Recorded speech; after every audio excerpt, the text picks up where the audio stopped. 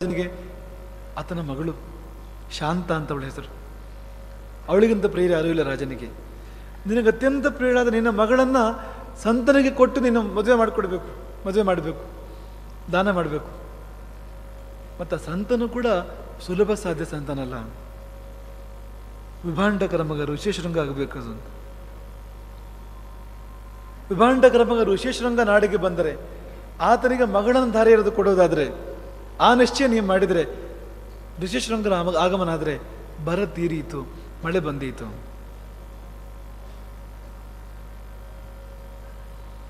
ರಾಜ ಒಪ್ಪಿದ. ರಾಜನಿಗೆ ಜ್ಞಾನೋದಯ ಆಗಿತ್ತು. ಆತ ಎಲ್ಲಿಗೆ ಬಂದಿದ್ದ ಅಂದರೆ ತನ್ನ ಮಗಳನ್ನು ಸಂತನಿಗೆ ಬೈರಾಗಿಗೆ ದಾನ ಕೊಡೋದಾದ್ರೂ ಚಿಂತೆ ಇಲ್ಲ, ನಾಡಿಗೆ ಒಳ್ಳೇದಾಗಬೇಕು ಅಂತ ಇಂಥ ಮನಸ್ಸು ಬಂದಿತ್ತು ರಾಜನಿಗೆ. ರಾಜ ತಯಾರಿದ್ದಾನೆ ಕೊಡೋದಕ್ಕೆ. ತನ್ನ ಮಗಳನ್ನು ಸಂತನಿಗೆ ದಾನ ಕೊಡೋಕೆ ತಯಾರಿದ್ದಾನೆ, ಋಷಿಗೆ ದಾನ ಕೊಡೋಕೆ ತಯಾರಿದ್ದಾನೆ. ಆದರೆ ಋಷಿ ತಯಾರಿರ್ಬೇಕಲ್ಲ. ನಾವು ಆಗಾಗ ಹೇಳುವ ಆ ವಿನೋದ ಪ್ರಸಂಗ ಅದು. ಒಬ್ಬ ಭಿಕ್ಷುಕ ಮತ್ತೊಬ್ಬ ಭಿಕ್ಷುಕನಿಗೆ ಹೇಳಿದ್ದೇನೆಂದರೆ, ನನಗೂ ರಾಜ್ಕುಮಾರಿಗೂ ಮದುವೆ ನಿಶ್ಚಯ ಆಗ್ಬಿಟ್ಟಿದೆ, ಅರ್ಧ ನಿಶ್ಚಯ ಆಗಿದೆ. ಹೇಗೆ? ನಾನು ಒಪ್ಪಿ ಆಗಿದೆ, ಅವಳು ಒಪ್ಪಿದ್ರೆ ಆಯ್ತಿನ್ನು. ಅರ್ಧ ನಿಶ್ಚಯ ಇದ್ದಾನೆ, ಇಬ್ಬರು ಸೇರಿ ಒಪ್ಪಂದ ಆಗಬೇಕದು. ಇವನು ಒಪ್ಪಿ ಆಗಿದೆಯಲ್ಲ, ಅರ್ಧ ನಿಶ್ಚಯ ಆದಂತೆ ಆಯ್ತಲ್ಲ ಅಂತ. ಇದು ವ್ಯತಿರಿಕ್ತ. ಇದು ಇಲ್ಲಿ ಭಿಕ್ಷು, ಋಷಿ, ರಾಜಕುಮಾರಿ ತಯಾರಿದ್ದಾಳೆ, ರಾಜ ತಯಾರಿದ್ದಾನೆ ಕೊಡ್ಲಿಕ್ಕೆ, ಅವನು ತಯಾರಿರ್ಬೇಕಲ್ಲ. ಅವನು ತಯಾರಿರುವ ಮಾತು ಹಾಗಿರಲಿ, ಅಲ್ಲಿ ಹೋಗಿ ಈ ವಿಷಯ ಎತ್ತೋ ಹಾಗೆ ಇಲ್ಲ ಅಂತ. ಅಷ್ಟು ಕಠಿಣ ಸವಾಲು ರಾಜನ ಮುಂದಿದೆ ಇವತ್ತು. ಯಾಕೆಂದ್ರೆ ವಿಭಾಂಡಕ ಅಂದರೆ ಪರಮ ತಪಸ್ವಿ, ಕ್ಷಮೆಯಲ್ಲೂ ಹಾಗೆ, ಕ್ರೋಧದಲ್ಲೂ ಹಾಗೆ. ಸಿಟ್ಟು ಬಂದು ಸುಟ್ಟು ಬಿಟ್ಟ ಅನ್ನೋದು, ಅಂಥ ಶಕ್ತಿ ಉಳ್ಳವನು. ಆತನಿಗೆ ಮಗ ಅಂದರೆ ತುಂಬ ಪ್ರೀತಿ. ಆತನ ತಪಸ್ಸು ಬೇಡ ದೊಡ್ಡದು, ಆತನ ಕ್ಷಮೆ ಬೇಡ ದೊಡ್ಡದು, ಆತನ ಸಿಟ್ಟು ಬೇಡ ದೊಡ್ಡದು, ಆತನಿಗೆ ಮಗನ ಮೇಲೆ ಪ್ರೀತಿಯೂ ಬೇಡ ದೊಡ್ಡದು. ಮತ್ತು ಆತ ಬಿಲ್ಕುಲ್ ತನ್ನ ಮಗನನ್ನು ಬೇರೆಯವ್ರ ಸಂಪರ್ಕಕ್ಕೆ ಕೊಡಲಿಕ್ಕೆ ತಯಾರಿಲ್ಲ. ಮಗನನ್ನು ಹಾಗೆ ಬೆಳೆಸಿದ್ದಾನೆ. ಮಗನಿಗೆ ಮೃಗಗಳು ಗೊತ್ತು, ಮರಗಳು ಗೊತ್ತು, ಮತ್ತೇನು ಗೊತ್ತಿಲ್ಲ. ಸ್ತ್ರೀ ಅಂತ ಒಂದು ಇರ್ತದೆ ಅಂತಲೇ ಗೊತ್ತಿಲ್ಲ ಅವನಿಗೆ. ಬೇರೆ ತಪಸ್ಸುಗಳ ಬಗ್ಗೆ ಆತ ತಂದೆ ಬಾಯಿಂದ ಕೇಳಿದಾನೆ. ಬೇರೆ ಬ್ರಹ್ಮಚಾರಿಗಳು ತಪಸ್ಸುಗಳು ಇರ್ತಾರೆ, ಅವ್ರು ಹೀಗಿರ್ತಾರೆ ಹಾಗಿರ್ತಾರೆ, ತಂದೆ ಬಾಯಿಂದ ಕೇಳಿದಾನೆ. ಆದರೆ ಹೆಣ್ಣು ಜಾತಿ ವಿಷಯವೇ ಗೊತ್ತಿಲ್ಲ ಅವನಿಗೆ. ಈ ಋಷಿಶೃಂಗ ಮುಗ್ಧತೆಯ ಮತ್ತೊಂದು ರೂಪ. ಋಷಿಶೃಂಗ ಅಂದರೆ ಆತನನ್ನು ಕರ್ಕೊಂಡು ಬರೋದು ಹೇಗೆ ಅಂಗರಾಜ್ಯಕ್ಕೆ, ಆತನಿಗೆ ಮಗಳು ಕೊಟ್ಟು ಮದುವೆ ಮಾಡೋದು ಹೇಗೆ? ಯಾಕೆಂದರೆ ಏನಾದರೂ ಮಾಡಿ ಕದ್ದುಕೊಂಡು ಬರ್ಬೋದು ಋಷಿಶೃಂಗನನ್ನು ನಾಡಿಗೆ. ಬಂದರೆ ಮಳೆನೂ ಬರ್ಬೋದು, ಆದರೆ ಹಿಂದಿಂದ ವಿಭಾಂಡಕರು ಬಂದರೆ ಅವ್ರು ಕಣ್ಬಿಟ್ರೆ ಪುನಃ ರಾಜ್ಯ ಸುಟ್ಟೇ ಹೋಗ್ತದೆ, ಮತ್ತೊಂದು ರಿಪೇರಿ ಆಗದೆ ಇರುವಾಗ, ಸರಿ ಆಗದೆ ಇರುವಾಗ ಅಂತ. ಕಠಿಣ ಸವಾಲು. ರಾಜ ತನ್ನೆಲ್ಲ ಪುರೋಹಿತರು, ಬ್ರಾಹ್ಮಣರು ಅವರಲ್ಲಿ ಮನವಿ ಮಾಡ್ತಾನೆ. ಹಾವಿನ ಹೆಜ್ಜೆ ಹಾವಿಗೆ ಗೊತ್ತು, ಕಳ್ಳನ ಹೆಜ್ಜೆ ಕಳ್ಳನಿಗೆ ಗೊತ್ತು, ಸಂತನ ಹೆಜ್ಜೆ ಸಂತನಿಗೆ ಗೊತ್ತು. ನೀವೆಲ್ಲ ಸಂತರ ಹೋಗಿ ಕೂಡಿ ಕರ್ಕೊಂಡು ಬನ್ನಿ ಋಷಿಶೃಂಗನ ನೇರ ಮಾಡಿ. ಒಂದೇ ಮಾತಲ್ಲಿ ತಿರಸ್ಕರಿಸಿದ್ರಂತೆ ವಿಪ್ರರು. ನಮ್ಮಿಂದ ಆಗೋದಿಲ್ಲ, ವಿಭಾಂಡಕರ ವಿಷಯದಲ್ಲಿ ನಾವಿಲ್ಲ. ಯಾಕೆಂದ್ರೆ ಎತ್ತಿದ ಬಾಯಿಗೆ ಶಾಪವೇ, ಮತ್ತೆ ಶಾಪ ಬಂದ್ಮೇಲೆ ಮುಗೀತು, ಮತ್ತೆ ಅವಸಾನವೇ, ನಾವು ತಯಾರಿಲ್ಲ. ಹಾಗಿದ್ರೆ ಮತ್ತಾರು? ಅವರೆಲ್ಲ ಸೇರಿ ಸಲಹೆ ಕೊಟ್ರಂತೆ, ಆ ವಿಪ್ರರೆಲ್ಲ ಸೇರಿ ಸಲಹೆ ಕೊಟ್ರಂತೆ, ಒಂದು ಕೆಲಸ ಮಾಡೋಣ, ನಗರದ ವೇಶ್ಯೆಯರು, ನರ್ತಕಿಯರು, ಆಸ್ಥಾನ ನರ್ತಕಿಯರು, ಅವ್ರನ್ನ ಕರೆಯೋಣ, ಅವ್ರು ಹೇಗಾದ್ರೂ ಉಪಾಯ ಮಾಡಿ ಕರ್ಕೊಂಡು ಬರ್ತಾರೆ ಋಷಿಶೃಂಗನನ್ನ.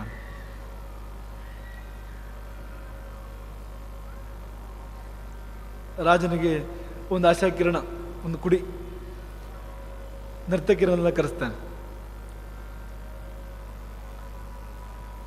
ಹೋಗಿ ಋಷಿಶೃಂಗನ ಉಪಾಯವಾಗಿ ಕರ್ಕೊಂಡು ಬಂದ್ಬಿಡಿ, ನಿಮ್ಗೆ ಎಷ್ಟು ಬೇಕಾದರೂ ಹಣ ಕೊಡ್ತೇನೆ, ಚಿನ್ನ ಕೊಡ್ತೇನೆ, ಆಭರಣ ಕೊಡ್ತೇನೆ.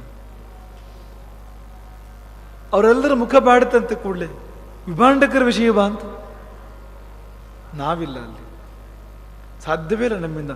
ಶಾಪವೇ ಹೋದರೆ ನೀವು ಕೂಡ ಚಿನ್ನ ದುಡ್ಡು ಯಾವುದು ಅನುಭವಿಸೋಕೆ ನಾವೇ ಇರೋದಿಲ್ಲ ಅಂತ. ದಯವಿಟ್ಟು ನಮಗೆ ಈ ಕೆಲಸವನ್ನು ಕೊಡಬೇಡಿ, ಬೇರೆ ಏನು ಬೇಕಾದರೂ ಕೊಡಿ. ರಾಜನ ಮುಖವೂ ಬಾಡಿತು. ಇನ್ನೇನು ಮಾಡೋದು? ಯಾರೂ ತಯಾರಿಲ್ಲ. ಋಷಿಶೃಂಗರನ್ನು ಕರ್ಕೊಂಡು ಬರೋದಕ್ಕೆ ಯಾರೂ ಸಿದ್ಧರಿಲ್ಲ. ಮುಂದೇನು ಗತಿ?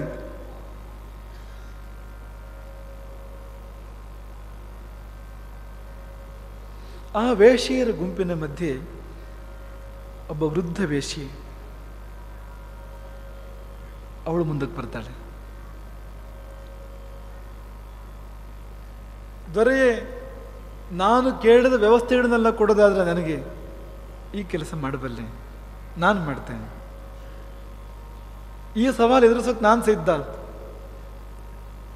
ಈ ಆಪತ್ತನ್ನು ತಲೆ ಮೇಲೆ ಹೇಳ್ಕೊಳ್ಳೋದಕ್ಕೆ ನಾನು ಸಿದ್ಧ. ರಾಜನಿಗೆ ಎಲ್ಲೆಳಿದ ಸಂತೋಷ ಆಯಿತು. ನೀನು ಏನು ಕೇಳಿದ್ರು ಕೊಡ್ತೇನೆ, ಹೇಗಾದ್ರೂ ಮಾಡಿ ಋಷಿಶೃಂಗರನ್ನು ಕರ್ಕೊಂಡು ಬಾ ನಾಡಿಗೆ. ವೃದ್ಧ ವೇಶ್ಯೆ ಚತುರ್ಯರಾದ ಬೇರೆ ಕೆಲವು ವೇಶ್ಯರನ್ನು ಸೇರಿಸ್ಕೊಂಡ್ಲು, ತನ್ನ ಮಗಳನ್ನ ಜೊತೆ ಕರ್ಕೊಂಡ್ಲು, ಹೊರಟಳು. ಒಂದು ನಾವೆಯ ಆಶ್ರಮ, ನೌಕಾಶ್ರಮ ಸಿದ್ಧ ಆಯಿತು. ಒಂದು ಸುಂದರವಾಗಿರ್ತಕ್ಕಂಥ ನೌಕೆ. ಆ ನೌಕೆಯೊಳಗೆ ಒಂದು ಆಶ್ರಮ. ಆ ಆಶ್ರಮದ ಸುತ್ತಮುತ್ತ ಕೃತ್ರಿಮವಾಗಿರ್ತಕ್ಕಂಥ ಗಿಡಗಳು, ಮರಗಳು, ಬಗೆ ಬಗೆಯ ಹಣ್ಣುಗಳು, ಹೂವುಗಳು, ಧರೆಗಿಡದ ಸ್ವರ್ಗದಂಥ ಒಂದು ನೌಕೆ. ಆ ನೌಕೆಯೊಳಗೆ ಬೇಕಾದ ಎಲ್ಲ ವ್ಯವಸ್ಥೆಗಳು. ಹೊರಗಡೆ ಆಶ್ರಮದ ರೂಪ. ಒಂದಷ್ಟು ಗುಪ್ತಚರನ್ನು ಕೇಳ್ತಾಳೆ ಅವಳು ರಾಜನ ಕೈಯಿಂದ. ಅದರಿಂದ ರಾಜ ಕೊಡ ಮಾಡ್ತಾನೆ. ಆಕೆ ಕೌಶಿಕಿ ತೀರದ ವಿಭಾಂಡಕರ ಆಶ್ರಮದ ಕಡೆಗೆ ಪ್ರಯಾಣ ಮಾಡ್ತಾಳೆ. ವಿಭಾಂಡಕರ ಆಶ್ರಮಕ್ಕೆ ಅನತಿ ದೂರದಲ್ಲಿ ವಾಸ ಮಾಡ್ತಾಳೆ ಅವಳು. ಗುಪ್ತಚರರಿಗೆ ಹೇಳ್ತಾಳೆ, ನೀವು ಹೇಗಾದ್ರೂ ಮಾಡಿ ಪತ್ತೆ ಮಾಡಬೇಕು. ಏನು ಪತ್ತೆ ಮಾಡಬೇಕು ಅಂದರೆ, ವಿಭಾಂಡಕರು ಯಾವಾಗ ಆಶ್ರಮದಲ್ಲಿ ಇರೋದಿಲ್ಲ ಅಂತಹ ಸಮಯ ಪತ್ತೆ ಮಾಡಿ ನಮ್ಗೆ ಹೇಳಬೇಕು.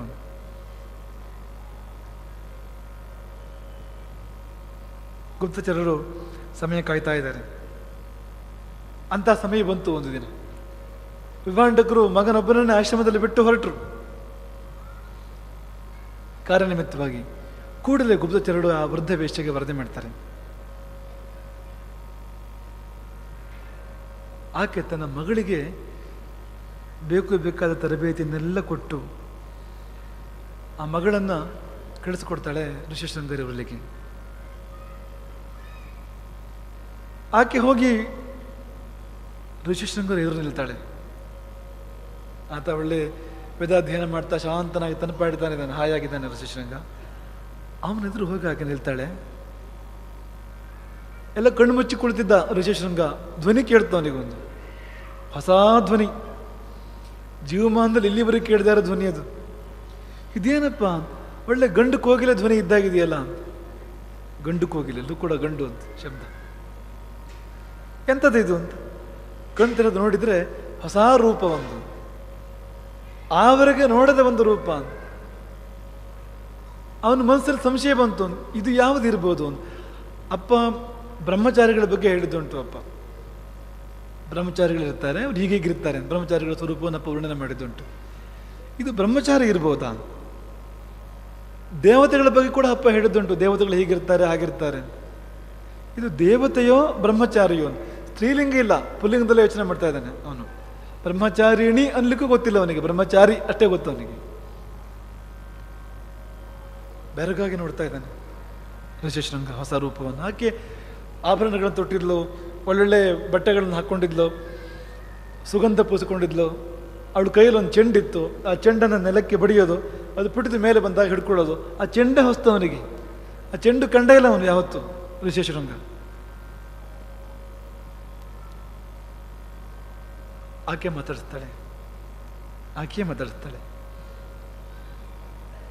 ಆರೋಗ್ಯ ಕೇಳ್ತಾಳೆ, ತಂದೆ ಬಗ್ಗೆ ಕೇಳ್ತಾಳೆ, ಅಗ್ನಿಹೋತ್ರದ ಬಗ್ಗೆ, ಅಧ್ಯಯನದ ಬಗ್ಗೆ ಎಲ್ಲ ಚೆನ್ನಾಗಿ ನಡೀತಾ ಇದೆಯಾ.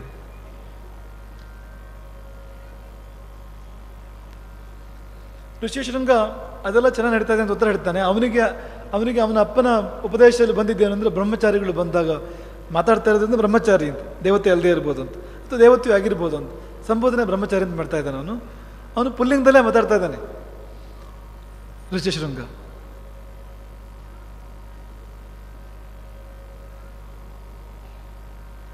ಆತಿಥ್ಯ ಮಾಡ್ಲಿಕ್ಕೆ ಬಂದಾಗ್ತಾನೆ. ಇದಮರ್ಘ್ಯಂ ಇದಂ ಪಾದ್ಯಂ ಇದಂ ಆಸನಂ. ಹಾಗೆ ಕ್ರಮ ಅದು.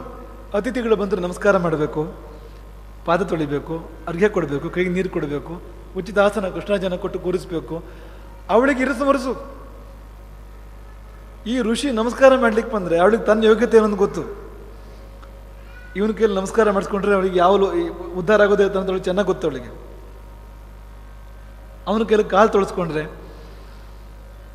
ಅವನ ಕೊಟ್ಟು ಕೃಷ್ಣಾಜನದಲ್ಲಿ ಕೂತ್ಕೊಂಡ್ರೆ ತನ್ನ ಪಾಡೆ ಏನಾಗಬೇಕು. ಅವಳು ಅದಕ್ಕಾಗಿ ಬಂದವಳೇ ಅಲ್ಲ. ಆಕೆ ಹೇಳಿದ್ಲಂತೆ, ಇಲ್ಲ, ಇದು ನಮ್ಮ ಆಶ್ರಮದ ಪ್ರಕಾರ, ನಮ್ಮ ಧರ್ಮದ ಪ್ರಕಾರ, ನನ್ನ ವ್ರತದ ಪ್ರಕಾರ ನಾನು ಬೇರೆಯವರಿಂದ ನಮಸ್ಕಾರ ಸ್ವೀಕಾರ ಮಾಡೋ ಹಾಗಿಲ್ಲ, ನಾನೇ ನಿನಗೆ ನಮಸ್ಕಾರ ಮಾಡಬೇಕು ಅಂತ. ಹೊರತು ನೀನು ನನಗೆ ನಮಸ್ಕಾರ ಮಾಡೋ ಹಾಗಿಲ್ಲ, ಈ ಅರ್ಘ್ಯ ಪಾದ್ಯ ಎಲ್ಲ ಸ್ವೀಕಾರ ಮಾಡೋ ಹಾಗಿಲ್ಲ, ನಾನು ಆಸನ ಸ್ವೀಕಾರ ಮಾಡೋ ಹಾಗಿಲ್ಲ, ನಾನು ನಮಸ್ಕಾರ ಮಾಡ್ಬೋದು ನನಗೆ. ಅವನು ನಮಸ್ಕಾರ ಮಾಡುವಂತಂದಂತೆ ಋಷಶೃಂಗ. ಅವನಿಗೆ ಮುಗ್ಧ ಅಂದ್ರೆ ಮುಗ್ಧ ಅವನು. ಅವಳು ನಮಸ್ಕರಿಸಿದ್ದು ಹೇಗೆ ಅಂದರೆ, ಆತನನ್ನ ಭಾಷೆ ತಪ್ಪಿಕೊಳ್ತಾಳೆ ಅವಳು. ಇದೇ ನಮ್ಮ ನಮಸ್ಕಾರದ ಕ್ರಮ. ಪಾಪ ಅವನಿಗೆ ಹಾಗಂದ್ರೆ ಏನಂತಲೂ ಗೊತ್ತಿಲ್ಲ ಋಷಶೃಂಗನಿಗೆ. ಆತ ಆಕೆಗೆ ಫಲಗಳನ್ನು ಕೊಡ್ತಾನೆ. ನೆಲ್ಲಿಕಾಯಿ, ಗೇರು ಹಣ್ಣು, ಇಂಗುದಿ ಫಲ, ಹೀಗೆ ಬಗೆ ಬಗೆಯ ಹಣ್ಣುಗಳನ್ನು, ಆಶ್ರಮದ ಹಣ್ಣುಗಳನ್ನು ಕೊಡ್ತಾನೆ, ಆತಿಥ್ಯ ಅಂತ. ಇದೆಲ್ಲ ನಾವು ತಿನ್ನೋ ಹಾಗಿಲ್ಲ ಅಂತ ಹೇಳ್ತಾಳೆ ಅವಳು. ಅವಳಿಗೆ ತಿಂದು ಅಭ್ಯಾಸವೇ ಇಲ್ಲ ಅಂತಂದೆಲ್ಲ, ಅಷ್ಟೇ ವಿಷಯ, ಬೇರೆ ಏನಿಲ್ಲ. ನನ್ನ ಹತ್ರ ಕೆಲವು ಹಣ್ಣುಗಳಿದೆ, ಅದನ್ನು ತಿನ್ನು ನೀನು ಅಂತ. ಹಣ್ಣುಗಳು ಭಕ್ಷ್ಯಗಳು, ರುಚಿಯಾದ ಭಕ್ಷ್ಯಗಳು. ಆ ರುಚಿಯಾದ ಭಕ್ಷ್ಯಗಳಲ್ಲಿ ಕಾಮನೆಗಳಿಗೆ ಪ್ರೋತ್ಸಾಹ ಇದೆ, ಬಯಕೆಗಳಿಗೆ ಪ್ರೋತ್ಸಾಹ ಇದೆ. ಹಾಗಿರ್ತಕ್ಕಂಥ ಹೆಚ್ಚು ಕಮ್ಮಿ ಅಮಲು ವಸ್ತು ಅಂತ ಹೇಳ್ಬೋದು. ಅಂತಹ ತಿಂಡಿಗಳನ್ನು ತಿನ್ಲಿಕ್ಕೆ ಕೊಡ್ತಾಳೆ. ಹಣ್ಣು ಅಂತ ಹೇಳ್ತಾಳೆ ಅವಳು.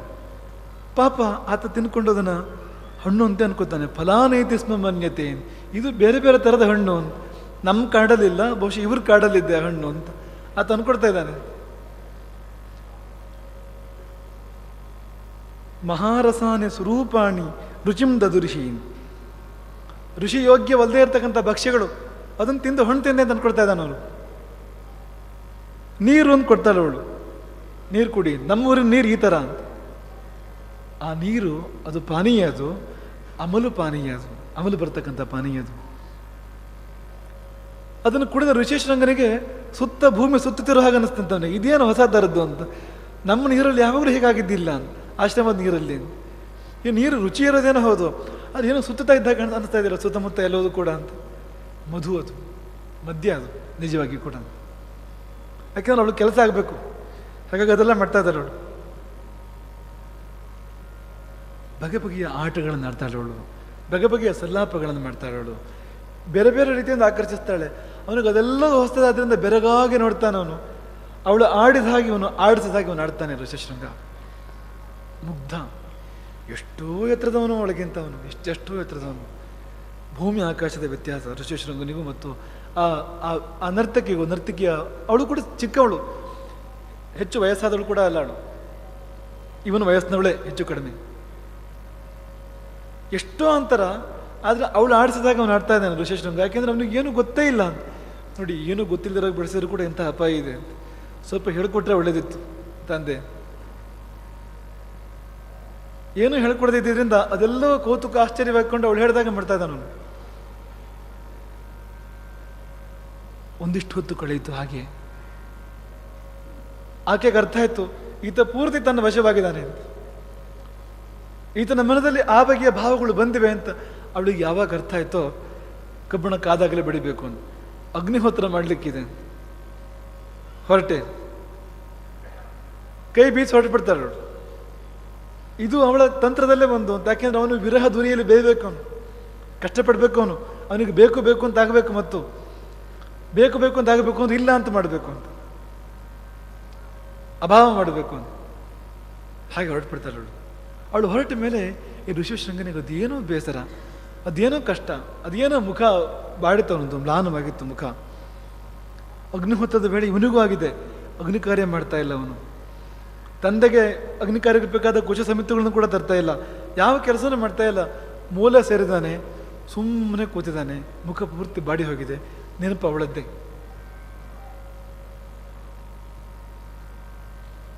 ತಂದೆ ಮನೆಗೆ ಬಂದರು, ನೋಡ್ತಾರೆ ಇಲ್ಲಿ ಋಷಿಶೃಂಗ ಕಾಣ್ತಾ ಇಲ್ಲ. ಯಾವ ಅಗ್ನಿ ಕಾರ್ಯ ಮತ್ತೊಂದು ಸುಳಿವು ಕೂಡ ಇಲ್ಲ. ಕರೆದ್ರೆ ಉತ್ತರ ಇಲ್ಲ. ಋಷಿಶೃಂಗ ಅಂತ ಕರೆದ್ರೆ ಉತ್ತರ ಕೂಡ ಇಲ್ಲ. ಕೊನೆಗೆ ನೋಡಿದ್ರೆ ಒಂದು ಮೂಲೆ ಸೇರಿ ಕೂತ್ಬಿಟ್ಟಿದ್ದಾನೆ ಸಪ್ಪೆಯಾಗಿ. ಏನಾಯ್ತು ನಿನಗೆ? ಅಗ್ನಿ ಕಾರ್ಯ ಮಾಡ್ಲಿಲ್ವ ನಾವು ಇವತ್ತು? ಕುಶ ಸಮೇತ ತರಲಿಲ್ವ ನಾನು? ಅಷ್ಟು ಮುಗ್ಧ ಅಂದ್ರೆ ಆತ ಇದ್ದಕ್ಕಿದ್ದಾಗ ಎಲ್ಲೋದನ್ನು ಹೇಳ್ತಾನೆ. ತನಗೇನಾಯ್ತು ಅನ್ನೋದನ್ನ ಹೇಳ್ತಾನೆ ತಂದೆಗೆ. ಅಪ್ಪ ಅಪ್ಪ, ನೀ ಇಲ್ಲದೆ ಇದ್ದಾಗ ನಮ್ಮ ಆಶ್ರಮಕ್ಕೆ ಒಬ್ಬ ಬ್ರಹ್ಮಚಾರಿ ಬಂದಿದ್ದ ಅಂತ. ಎಲ್ಲ ಪುಲ್ಲಿಂಗ. ಅದೆಷ್ಟು ಸ್ವಾರಸ್ಯ ಅಂದರೆ ನೀವು ಮಹಾಭಾರತದಲ್ಲಿ ಪ್ರಸಂಗ ಓದ್ಬೇಕು ನೀವು. ಅಷ್ಟು ಸ್ವಾರಸ್ಯ ಅದು. ಅಪ್ಪ ನೋಡ್ಲಿಕ್ಕೆ ವಿಚಿತ್ರ ಆತ, ನನ್ನ ಹಾಗಿಲ್ಲ ಬ್ರಹ್ಮಚಾರಿ ಅಂತ. ನಾನು ಜಟೆ ಕಟ್ಟಿದ್ರೆ ಆತ ಸರಿ ಮಧ್ಯದಲ್ಲಿ ಜಟೆಯನ್ನು 2 ಭಾಗ ಮಾಡಿದ್ದಾನೆ, ಕೆಳಗಡೆ ಹೆಣೆದಿದ್ದಾನೆ ದೀರ್ಘವಾಗಿ. ಆತನ ಸ್ವರ ಗಂಡು ಕೋಗಿಲ ಸ್ವರದಾಗಿದೆ ಅಪ್ಪ. ಆತನ ಕೈಯಲ್ಲಿ ಜಪಮಾಲೆ ಇದೆ. ಆ ಜಪಮಾಲೆ ಮಧುರವಾಗಿ ಸದ್ದು ಮಾಡ್ತದೆ ಅಂತ ಜಪಮಾಲೆ. ಅವನು ಆ ಕಿಂಕಿಣಿಯ ಬಳೆಯನ್ನ ಜಪಮಾಲೆ ತಂದ್ಕೊಂಡಿದ್ದಾನೆ, ಕಂಕಣವನ್ನು ಜಪಮಾಲೆ ತಂದ್ಕೊಂಡಿದ್ದಾನೆ. ಕಾಲಲ್ಲೂ ಜಪಮಾಲೆ ಇದೆ, ಕೈಯಲ್ಲೂ ಜಪಮಾಲೆ ಇದೆ ಅಂತೆ. ಕಾಲಲ್ಲಿ ಕಾಲು ಗೆಜ್ಜೆ ಇದೆ, ನೂಪುರ ಇದೆ, ಕೈಯಲ್ಲೂ ಕೂಡ ಕಂಕಣ ಇದೆ, ಕಿಂಕಿಣಿ ಶಬ್ದ ಮಾಡ್ತಾ ಇದೆ. ಅದೆರಡು ಜಪಮಾಲೆ ತಂದ್ಕೊಂಡಿದ್ದಾನೆ ಅವನು. ಆತನ ಕೊರಳಲ್ಲಿ ಮಿಂಚಿದೆ ಅಪ್ಪ ಅಂತ ಮಾಲೆ ಇದು. ಅದು ಮಿಂಚು ಅಂತ ಅನ್ಕೊಂಡಿದ್ದಾನೆ ಮಾಲೆಯನ್ನು. ಅವನು ಬಂಗಾರ ಕಂಡವನೇ ಅಲ್ಲ ಪಾಪ ಅವನು. ಮಿಂಚು ಅಲ್ಲಿ ಬಂದಿದೆ ಅಂತ ಅನ್ಕೊಂಡಿದ್ದಾನೆ. ಮೈಲೆಲ್ಲ ಮಿಂಚಿದೆ, ಕೊರಳಲ್ಲಿ ಮಿಂಚಿದೆ. ಜಟಾ ಸುಗಂಧ ಸವಿತೇವ ದೀಪ್ತಿ ವಿಭ್ರಾಜತೆ ಕಂಠಗತೆ ಚ ವಿದ್ಯುತ್.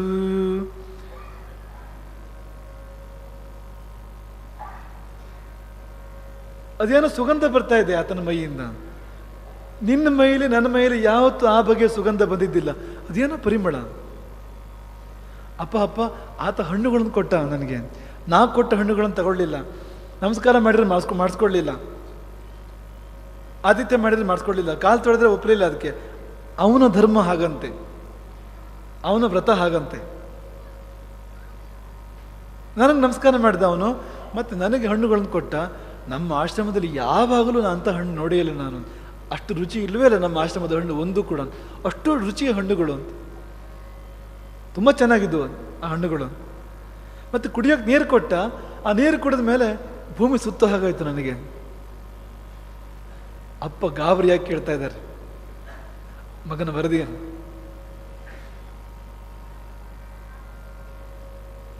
ಅದು ದೇವತೆ ಇರಬೇಕು ಅಂತ ಅನಿಸ್ತಾ ಇದೆ ನನಗೆ. ಅಂತ ಅಪರೂಪದ ಕಾಂತಿ ಅಪ್ಪ ಹೇಳ್ಕೊಟ್ಟಿದ್ದಾರೆ. ತೇಜಸ್ ಇರ್ತದೆ ದೇವತೆಗಳಿಗೆ, ಕಾಂತಿ ಇರ್ತದೆ. ಅಂತ ಕಾಂತಿ ಇತ್ತು ಅಂತ ಆತನಲ್ಲಿ. ಕೈಯಲ್ಲಿ ಒಂದು ಹಣ್ಣಿತ್ತು. ಆ ಹಣ್ಣು ಮಾತ್ರ ತಿನ್ನೋ ಹಣ್ಣಲ್ಲ ಅಂತ ಅನಿಸ್ತದೆ. ಆ ಹಣ್ಣನ್ನು ನೆಲಕ್ಕೆ ಕಪ್ಪಳಿಸಿದ್ರೆ ಅದು ಪುಟಿದ ಮೇಲಕ್ಕೆ ಬರ್ತಾ ಇತ್ತು. ಹೊಸ ಥರದ ಹಣ್ಣು ಅದು. ಹಣ್ಣಲ್ಲಿ ಹೀಗೆಲ್ಲ ಮಾಡ್ಲಿಕ್ಕೆ ಬರ್ತದೆ ಅಂತ ಗೊತ್ತಿಲ್ಲ ನನಗೆ. ಹಣ್ಣಲ್ಲಿ ಆಕೆ ಮಾಡಿದ ವಿಲಾಸಗಳನ್ನು, ಆಕೆಯ ಸಲ್ಲಾಪಗಳನ್ನು, ಆಕೆ ತನ್ನಲ್ಲಿ ನಡ್ಕೊಂಡ ನಡವಳಿಕೆಗಳನ್ನೆಲ್ಲ ಹೇಳ್ತಾನವನು ತಂದೆಗೆ ಮುಗ್ಧನಾಗಿ, ಏನೂ ಗೊತ್ತಿಲ್ಲದಂತೆ. ಇಷ್ಟೆಲ್ಲ ಹೇಳಿ ಕೊನೆಗೆ ಹೇಳ್ತಾನೆ, ಆ ಬ್ರಹ್ಮಚಾರಿ ಹೋಗ್ಬಿಟ್ಟ. ಹೋದ್ಮೇಲೆ ಬೇಜಾರು ನನಗೆ. ಅವ್ನು ನೋಡ್ಬೇಕು ಅಂತ ಅನಿಸ್ತಾ ಇದೆ ನನಗೆ. ಅಪ್ಪ ಅಪ್ಪ, ನಾ ಅಲ್ಲಿ ಹೋಗಿ ಅವನ ಜೊತೆ ತಪಸ್ ಮಾಡ್ಲಾ, ಅವನ ಆಶ್ರಮಕ್ಕೆ ಹೋಗಿ ಅವನ ಜೊತೆ ತಪಸ್ ಮಾಡ್ಲಾ?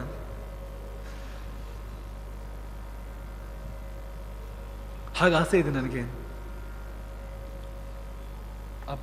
ಅಪ್ಪನಿಗೆ ತಕ್ಷಣ ಗಾಬರಿ ಆಯ್ತು. ಏನಿದು, ಯಾರು ಬಂದಿರ್ಬೋದು ಇಲ್ಲಿಗೆ? ಈ ವರ್ಣನೆ ಪೂರ್ತಿ ಕೇಳಿದಾಗ ಅಪ್ಪನಿಗೆ ಒಂದಷ್ಟು ವಿಷಯ ಅರ್ಥ ಆಯ್ತು. ಇದು ಹೆಣ್ಣು ಬಂದಿದ್ದು ಯಾವುದು ಅಂತ ಇಲ್ಲಿಗೆ. ಮರಳು ಮಾಡ್ತಾ ಇದೆ ತನ್ನ ಮಗನನ್ನ. ಸಿಟ್ಟು ನೆತ್ತಿಗೆ ಇರ್ತು ಒಂದ್ಸಾರಿ. ಆದ್ರೆ ಮಗನನ್ನು ಕಂಡ್ರೆ ತುಂಬ ಮುದ್ದು, ತುಂಬ ಪ್ರೀತಿ. ಮಗನ ಮೇಲೆ ಒಂಚೂರು ಸಿಟ್ಟು ಮಾಡಲಿಲ್ಲ. ಯಾಕೆಂದ್ರೆ ಸಿಟ್ಟು ಮಾಡೋಕ್ಕೆ ಕಾರಣವೇ ಇಲ್ಲ. ಅಷ್ಟೂ ಮುಗ್ಧ, ಎಳ ಮಗುವಿನ ಹಾಗೆ. ಅವನ ಮೇಲೆ ಸಿಟ್ಟು ಮಾಡಿ ಏನು ಪ್ರಯೋಜನ? ತಂದೆ ಮಗನನ್ನ ಕೂರಿಸ್ಕೊಂಡು ಪ್ರೀತಿಯಿಂದ ಉಪದೇಶ ಮಾಡ್ತಾನೆ. ತಂದೆ, ಮಗನೇ, ಅದು ಬ್ರಹ್ಮಚಾರಿ ಅಲ್ಲ, ಅದು ರಾಕ್ಷಸ ಬಂದಿದ್ದು. ರಾಕ್ಷಸರು ಹಾಗೆಲ್ಲ ರೂಪ ತಾಳ್ಕೊಂಡು ಬರ್ತಾರೆ, ತಪಸ್ವಿಗಳ ಹತ್ರ ಬರ್ತಾರೆ ತಪಸ್ಸು ಹಾಳು ಮಾಡೋದಕ್ಕೆ. ನಾವು ಅದಕ್ಕೆ ಬೀಳಬಾರ್ದು ಯಾವುದೇ ಕಾರಣಕ್ಕೂ. ತಿಂದ್ಬಿಡ್ತಾರೆ ನಮ್ಮನ್ನ. ಅವ್ರಿಗೆ ಮರಳಾದ್ರೆ ಅಲ್ಲಿ ಹೋಗೋ ವಿಷಯ ಇಲ್ಲ. ಅವನ ಆಶ್ರಮಕ್ಕೆ ಅವನ ಜೊತೆಗೆ ಹೋಗೋ ವಿಷಯ ಇಲ್ಲ, ಬಿಟ್ಬಿಡೋದು. ಆ ಸುದ್ದಿನೇ ಎತ್ಬೇಡ. ಆಯ್ತಪ್ಪ, ಅವನಿಗೆ ಇಷ್ಟ ಇಲ್ಲ ಒಳಗಡೆಯಿಂದ, ಆದರೆ ಅಪ್ಪನ ಮಾತನ್ನು ಮೀರುವವನು ಅಲ್ಲ ಅವನು. ಹಾಗೆ ಆಯ್ತಪ್ಪ. ಎಲ್ಲಿತ್ತೋ ಸಿಟ್ಟು ವಿಭಾಂಡಕರಿಗೆ. ಹುಡುಕಿದ್ರಂತೆ ಸುತ್ತಮುತ್ತ ಆಶ್ರಮದಲ್ಲ, ಇಡೀ ಕಾಡು ಹುಡುಕಿದ್ರಂತೆ. 3 ದಿನ 3 ಹಗಲು 3 ರಾತ್ರಿ ಹುಡುಕ್ತಾರೆ, ಎಲ್ಲಿ ಆ ಹೆಣ್ಣು ಅಂತ. ಮಗನನ್ನು ಮರಳು ಮಾಡಿದವಳು. ಅಲ್ಲಿ ಮಾಲೆಗಳೆಲ್ಲ ಬಿದ್ದಿತ್ತು ಆಶ್ರಮದ ಪಕ್ಕದಲ್ಲೇ. ಆ ಮಗನೇ ತೋರಿಸ್ತಾನೆ, ನೋಡಿ ಇದು ನೋಡಪ್ಪ ಅಂತ, ಎಷ್ಟು ಚೆನ್ನಾಗಿದೆ ಆತ ಹಾಕ್ಕೊಂಡಿದ್ದು ಅಂತ, ಆ ಮಾಲೆ ಅದು ಅಂತ. ಆದರೆ ಬೇರೆ ಯಾವ ಸುಳಿವು ಸಿಗಲಿಲ್ಲ. ಸುತ್ತಮುತ್ತ ಎಲ್ಲೂ ಯಾವ ಹೆಣ್ಣು ಕಾಣಲಿಲ್ಲ. ಹುಡುಕಿ ಹುಡುಕಿ ಹುಡುಕಿ ಸಾಕಾಯ್ತು. ಹೋಗಿರ್ಬೋದು ಅಂತ ಅನ್ಕೊಂಡ್ರು ವಿಭಾಂಡಕರು.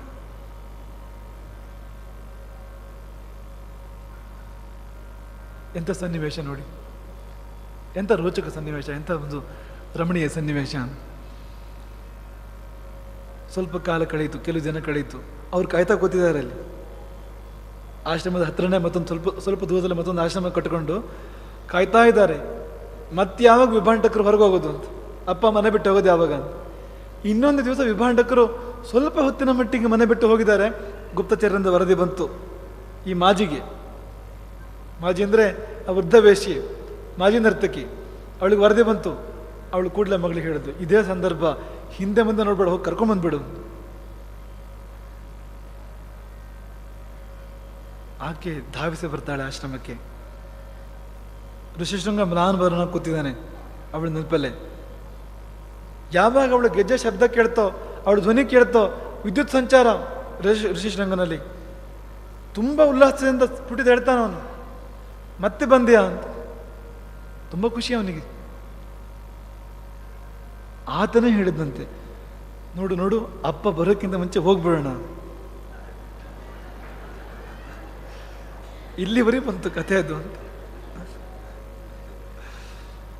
ಇದೇ ಶಬ್ದ ಗಚ್ಛಾವ ಯಾವನ್ನ ಪಿತಾ ಮಮೈತಿ. ಗಚ್ಛಾವ, ಇಬ್ರು ಹೋಗೋಣ ಅಂತ. ಯಾವನ್ನ ಪಿತಾ ಮಮೈತಿ, ತಂದೆ ಬರೋಕ್ಕಿಂತ ಮುಂಚೆ ಕಂಬಿ ಕೇಳೋಣ ಇಲ್ಲಿಂದ. ಇಬ್ರು ಓಡಿದ್ರು ಅಲ್ಲಿಂದ. ಋಷಿಶೃಂಗ ಮತ್ತು ಆ ಕುಮಾರಿ ತನ್ನ ಆಶ್ರಮ ಕರ್ಕೊಂಡು ಹೋಗ್ತೇನೆ ಅಂತ ಹೇಳಿ ಆಕೆ ಕರ್ಕೊಂಡು ಬಂದಿದ್ದು ಆ ನೌಕಾಶ್ರಮಕ್ಕೆ. ಆಕೆ ಅದನ್ನು ಕರ್ಕೊಂಡು ಬರ್ತಾಳೆ, ನೌಕೆ ಹತ್ತಿಸ್ತಾಳೆ. ನೋಡಿ, ನೀರಲ್ಲೇ ಕರ್ಕೊಂಡು ಹೋಗಿದ್ದು ಅಂತ ಕೊನೆಗೂ ಅಂತ.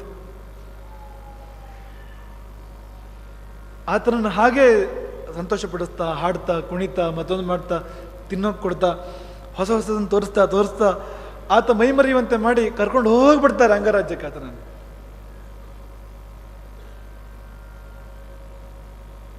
ಅಂಗರಾಜ್ಯದೊಳಗೆ ಋಷಿಶೃಂಗ ಕಾಲಿಟ್ಟ. ಮೊದಲ ಹೆಜ್ಜೆ ಇಟ್ಟ. ಮತ್ತೇನಾಯ್ತು ಗೋಪು? ಮೊದಲ ಹೆಜ್ಜೆ ಇಟ್ಟ ಮೇಲೆ ಮಹಾಪುರುಷರ ಪ್ರಭಾವ ಅಂತ. ಋಷಿಶೃಂಗ ನಮಗೆ ಮೇಲ್ನೋಟಕ್ಕೆ ಒಂಥರ ವಿಚಿತ್ರ ಅನಿಸ್ಬೋದು ನಮಗೆ, ಹಾಗಾಯ್ತು ಅವನಿಗೆ ಅಂತ. ಅದೆಲ್ಲ ಮುಗ್ಧತೆ ಅವನದ್ದು. ಆದರೆ ಆತ ಹೆಜ್ಜೆ ಇಟ್ಟಾಗ ಮಳೆಯೂ ಹೆಜ್ಜೆ ಇಟ್ಟಿತು ಅಂತ. ಯಾಕೆಂದರೆ ಮಹಾಪುರುಷ ಇರುವಲ್ಲಿ ಬರ ಇರುವಂತೆ ಇಲ್ಲ, ಮಹಾಪುರುಷ ಇರುವಲ್ಲಿ ಕ್ಷಾಮ ಇರುವಂತೆ ಇಲ್ಲ, ಅಲ್ಲಿ ನೋವಿರುವಂತೆ ಇಲ್ಲ, ಅಲ್ಲಿ ಕಷ್ಟ ಇರುವಂತೆ ಇಲ್ಲ. ಅವರ ಆಗಮನವೇ ಎಲ್ಲದಕ್ಕೂ ಪರಿಹಾರ ಅಂತ. ನೋಡಿ, ಆ ತುಂತುರು ಮಳೆಯನ್ನು, ಆ ಹನಿಗಳನ್ನು, ಆ ಮಿಡಿ ಮಳೆ, ಜಡಿ ಮಳೆ ಎಲ್ಲವನ್ನು ಕೂಡ ನಮ್ಮ ಜಾದೂಗಾರ ತೋರಿಸ್ತಾನೀಗ. ನಮ್ಮ ಆಸ್ಥಾನದ ತಬಲಾ ಜಾದೂಗಾರ ಗೋಪು ತೋರಿಸ್ಬೇಕು. ಮಳೆ ಹೇಗೆ ಶುರುವಾಯಿತು, ಹೇಗೆ ಮುಂದುವರಿತು, ಹೇಗೆ ಬೆಳೀತು, ಹೇಗೆ ಬಂತು ಮಳೆ.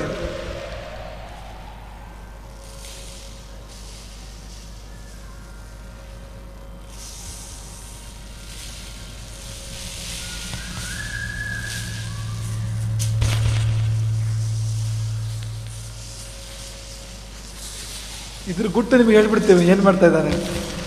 ತಬಲಾ ಮೇಲೆ ಒಂದು ಪೇಪರ್ ಇಟ್ಕೊಂಡು ಪೇಪರ್ ಮೇಲೆ ಹಿಟ್ಟು ಸುರಿತಾ ಇದ್ದಾನೆ ಈಗ ಮೈಕಿನ ಮುಂದೆ.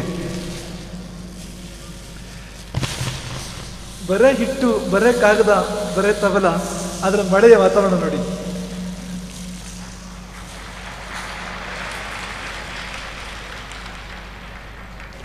ತೋರಿಸ್ಬೇಕು ತೊಟ್ಟಿಕ್ಕಿದ್ದು ಹೇಗೆ ಹನಿಗಳು.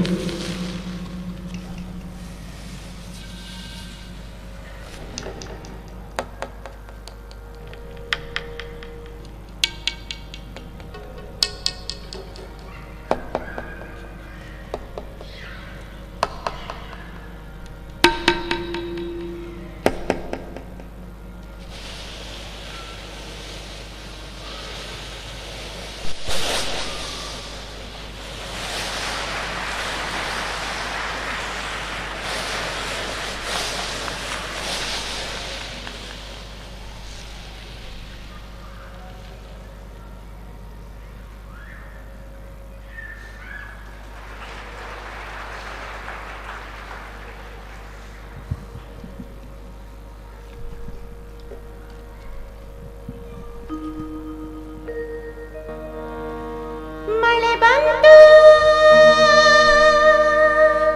ಮಳೆ ಬಂತು ಮಳೆ ಬಂತು ಮಳೆ ಬಂತು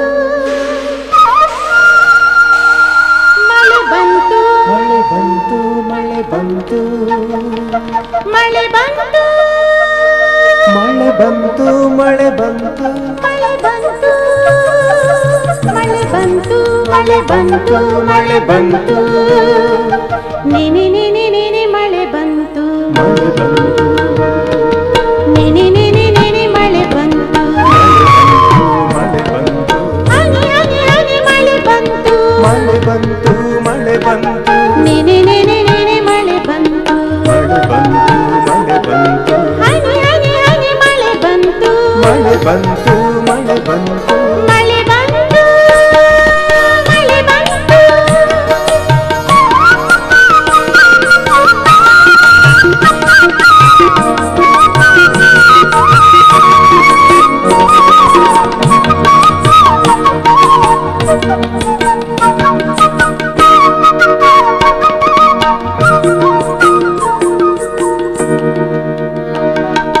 ಮಳೆ ಬಂತು ಮಳೆ ಬಂತು ಮಳೆ ಬಂತು ಮಳೆ ಬಂತು ಮಳೆ ಬಂತು ಮಳೆ ಬಂತು ಮಳೆ ಬಂತು ನೆನೆ ನೆನೆ ನೆನೆ ಮಳೆ ಬಂತು ಮಳೆ ಬಂತು ಮಳೆ ಬಂತು ಹನಿ ಹನಿ ಹನಿ ಮಳೆ ಬಂತು ಮಳೆ ಬಂತು ಮಳೆ ಬಂತು ಬಿಸಿಲ ಬೇಗೆಯನ್ನು ತೊಳೆವ ಮಳೆ ಬಂತು ಮಳೆ ಬಂತು ಬಿಸಿಲ ಬೇಗೆಯನ್ನು ತೊಳೆವ ಮಳೆ ಬಂತು ಮಳೆ ಬಂತು ಬರದ ಬೆಂಕಿಯನ್ನು ಕಳೆವ ಮಳೆ ಬಂತು ಮಳೆ ಬಂತು ಮಳೆ ಬಂತು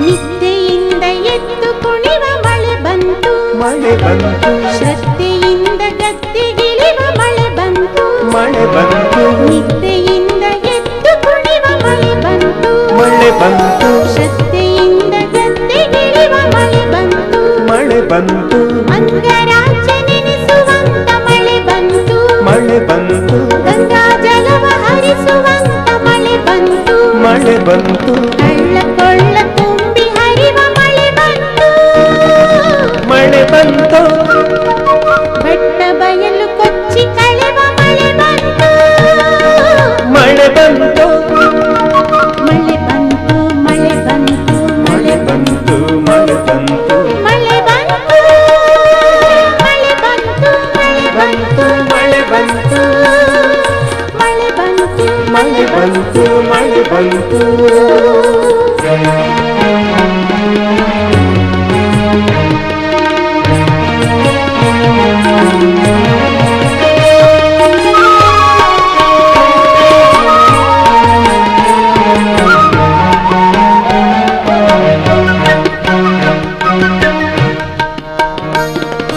ಗಾಳಿ ಧಾಳಿ ಮಾಡಿ ಸುತ್ತ ಮಳೆ ಬಂತು ಮಳೆ ಬಂತು ಗುಡುಗು ಸಿಡಿಲು ಬಡಿಸಿ ಸಿಡಿಸಿ ಮಳೆ ಬಂತು ಗಾಳಿ ಧಾಳಿ ಮಾಡಿ ಸುತ್ತ ಮಳೆ ಬಂತು ಮಳೆ ಬಂತು ಗುಡುಗು ಸಿಡಿಲು ಬಡಿಸಿ ಸಿಡಿಸಿ ಮಳೆ ಬಂತು ಮಳೆ ಬಂತು ನೆನೆ ನೆನೆ ನೆನೆ ಮಳೆ ಬಂತು ಮಳೆ ಬಂತು ಹನಿ ಹನಿ ಹನಿ ಮಳೆ ಬಂತು ಮಳೆ ಬಂತು ನೆನೆ ನೆನೆ ನೆನೆ ಮಳೆ ಬಂತು ಮಳೆ ಬಂತು ಹನಿ ಹನಿ ಹನಿ ಮಳೆ ಬಂತು ಮಳೆ ಬಂತು ಮಳೆ ಬಂತು ಮಳೆ ಮಳೆ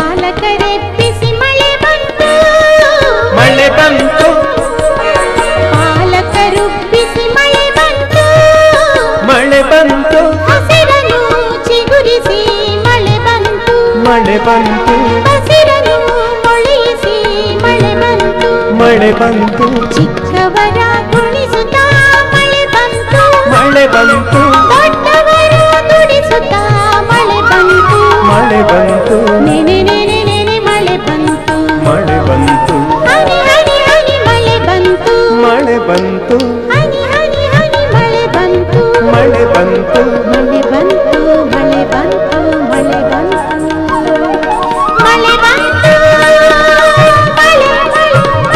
ಮಳೆ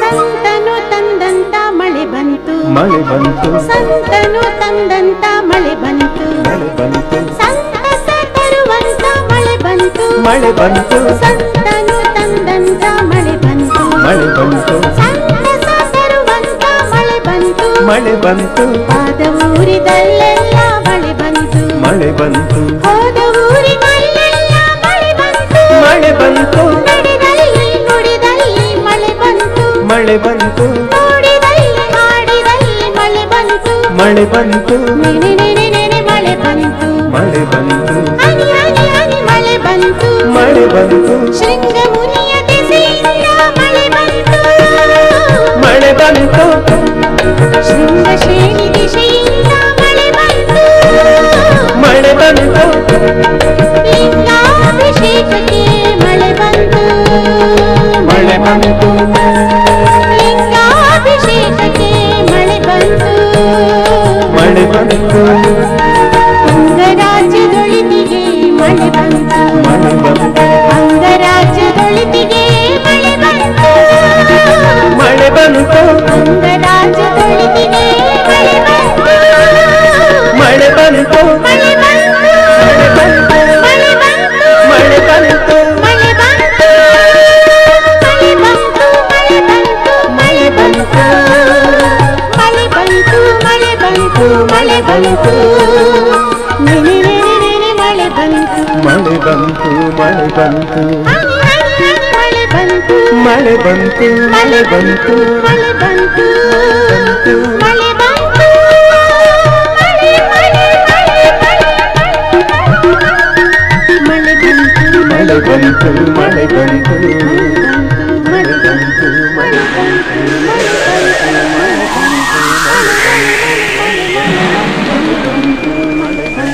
ಮಳೆ ಬಂತು